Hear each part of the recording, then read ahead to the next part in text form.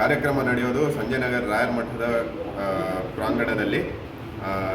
ರಾಯರ ಮಠದ ಹಿಂದೆ ಪರಿಮಳ ಭವನ ಅಂತ ಒಂದು ಪ್ರಾಂಗಣ ಇದೆ, ದೊಡ್ಡ ಹಾಲ್ ಇದೆ. ಅಲ್ಲಿ ಎಲ್ಲ ಕಾರ್ಯಕ್ರಮ, ಎಲ್ಲ ಸಾಂಸ್ಕೃತಿಕ ಆಗಲಿ ಇದ್ರ ಕಲ್ಚರಲ್ ಕಾರ್ಯಕ್ರಮ ಆಗಲಿ ಅಲ್ಲಿ ನಡೆಯುತ್ತೆ. ಪೂಜೆ ಎಲ್ಲ ಸಮಾರಂಭ ಆಗಲಿ ಮಠದ ಪ್ರಾಂಗಣದ ಒಳಗೆ ಕಾರ್ಯಕ್ರಮಗಳು ನೆರವೇರುತ್ತೆ.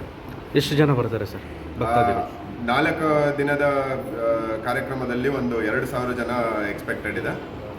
ಅಷ್ಟು ಜನ ಸ್ಪ್ರೆಡ್ ಆಗಿ ಮೊದಲನೇ ದಿನ ಒಂದು 300-400 ಜನ ಆಗ್ತಾರೆ. ಬಾಕಿ 3 ದಿನದಲ್ಲಿ ಒಂದು 400ರಿಂದ 500 ಜನ ಪರ್ ಡೇ ಎಕ್ಸ್ಪೆಕ್ಟೇಷನ್. ಭಕ್ತಾದಿಗಳಿಗೆ ಮಾಧ್ಯಮದ ಮುಖಾಂತರ ಏನು ಹೇಳ್ತೀರಾ?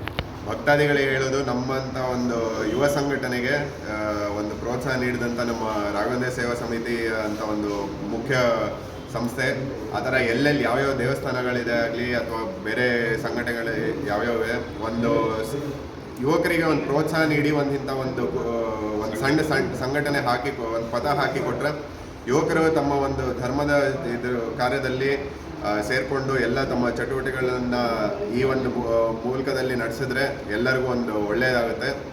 ಆ ಮೂಲಕ ಇದನ್ನು ಹೇಳಿ ಎಲ್ಲರಿಗೂ ಯುವಕರಿಗೆ ಪ್ರೋತ್ಸಾಹಿಸಬೇಕಂತ ಕೇಳ್ಕೊತೀನಿ.